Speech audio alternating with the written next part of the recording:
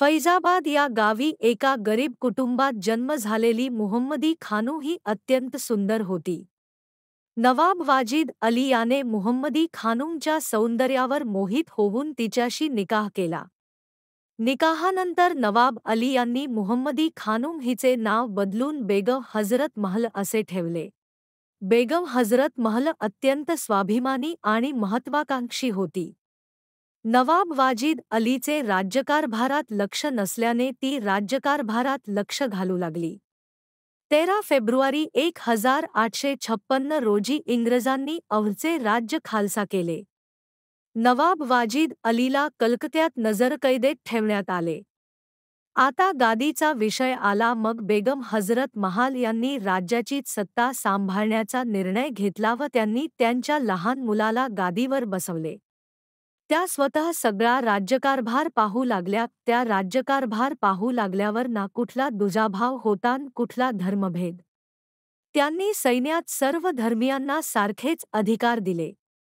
झाशीची राणी लक्ष्मीबाई प्रमाणे सैनिकांचे मनोबल वाढविण्यासाठी त्या स्वतः युद्धस्थळी जाऊ लागल्या.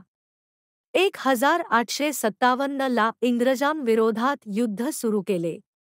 या युद्धाचे नेतृत्व स्वतः त्यांनी केले. मात्र इंग्रजांच्या बलाढ्य शक्ती समोर त्यांना हार पत्करावी लागली. त्यांना त्यांचा महाल पण सोडावा लागला. पण पराभव झाला म्हणून त्या गप्प बसल्या नाहीत. सारखा इंग्रजांना शह देण्याचा त्या प्रयत्न करत होत्या. त्यांनी इंग्रजांना हाकलून लावण्याचा शेवटपर्यंत प्रयत्न केला. पण इंग्रजांची भली मोठी फौज, अफाट दारुगोळा यामुळे त्यांना त्यांच्या विरोधात लढता आले नाही. पण त्यांनी ज्या प्रकारे इंग्रज सैन्यास वेठीस आणले होते ते खूपच कौतुकास्पद आहे.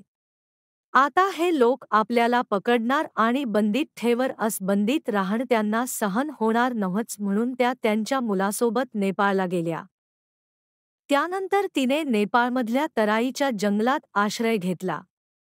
काही वर्षांनंतर काठमांडूला राहत असतानाच 1879 मध्ये तिचा मृत्यू झाला.